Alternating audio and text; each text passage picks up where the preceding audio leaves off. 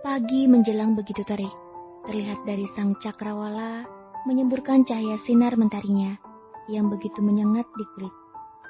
Pagi ini setelah mengurus rumah hingga lelah menerpa, dengan semangat yang terpaksa ditunjukkan, jika bergegas untuk ke kampus. Namun, ia lebih dulu menjemput sahabatnya, Melan, ke rumah perempuan itu. Hiruk-pikuk jalanan kota Jakarta mereka lalui dengan semangat pada pagi ini. Memacu adrenalin saat Cika membawa motornya dengan laju menyalip ratusan mobil yang terjebak kemacetan kala pagi tersebut. Melan bersorak di belakangnya, seolah mereka berhasil lolos dari jebakan macet yang mengesalkan setiap orang. Hingga salah seorang yang berada di salah satu mobil tampak menyipitkan mata. Bisa-bisanya si pembawa motor sebarbar itu dalam berkendara. Apa masih lama lagi ini? Tanyanya dengan tak sabar pada sang asisten pribadi. Maaf tuan, sepertinya ada perbaikan jalan di depan. Jawabnya dengan sepasang mata terus menilik lebih dalam pada jalanan di depannya. Cih, ia berucap. Mulai sekarang cari rute yang tanpa hambatan. Baik tuan. Di sisi lain, kedua gadis itu telah tiba di kampus yang mereka tempuh. Seperti biasa, keduanya selalu masuk pagi hingga menjelang siang. Mengingat saat tengah hari keduanya harus kembali pada dunia kerja.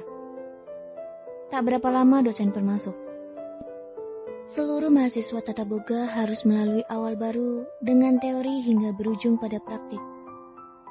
Di saat Cika tengah memperhatikan dosen dalam menerangkan, tiba-tiba Cika merasakan ponselnya bergetar dari dalam tas yang ia taruh di atas meja. Tanpa sepengetahuan dosen, Cika segera merogoh benda pipi itu.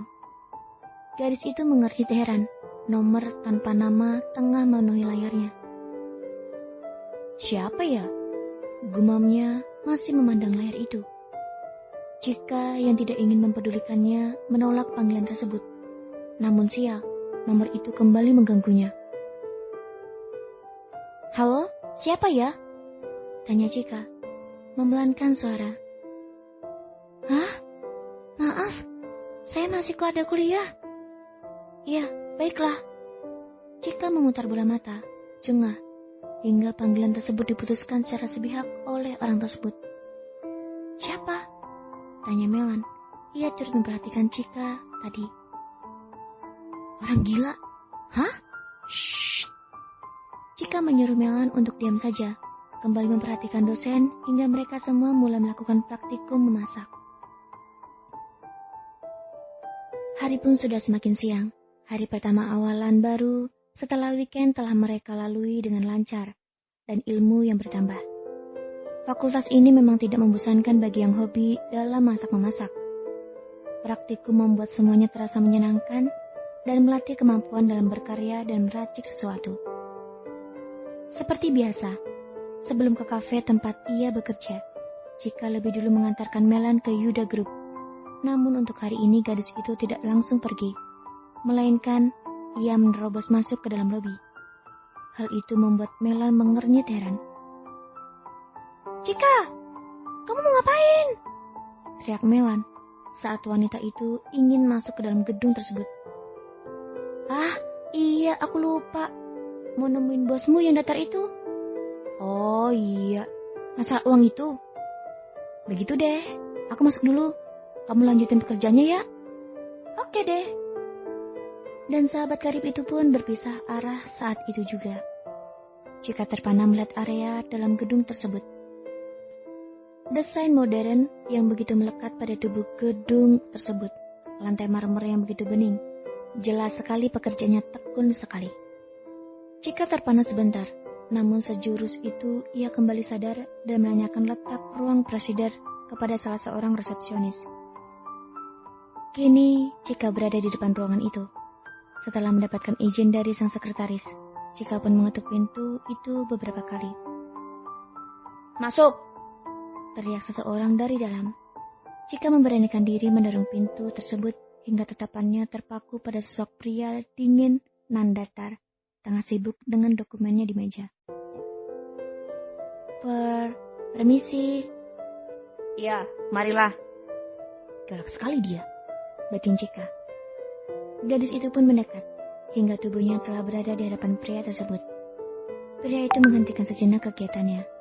Matanya menatap lekat wujud Cika yang teramat cantik pada hari ini.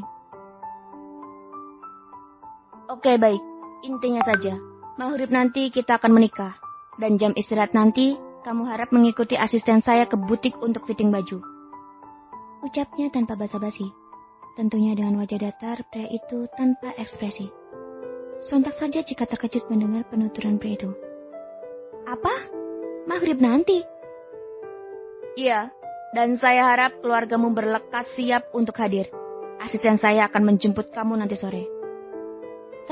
Tapi itu cepat sekali. Malah saya harus bekerja setelah ini. Tidak ada pekerjaan. Asisten saya sudah mengajukan resign untuk kamu, tegasnya. Cika kembali terhenyak. Matanya membulat dan tanpa permisi ia langsung menduduki tubuhnya di kursi tamu, depan meja presiden. Apa-apaan Anda, Tuan? Telanjang itu tanpa persetujuan dari saya. Berang Cika menepuk meja dengan pelan. Visual tokoh utama, Cika Putri, Andre Prasetya Yuda. Sampai di sini dulu ceritanya. Terima kasih sudah mendengarkan dubbingan aku.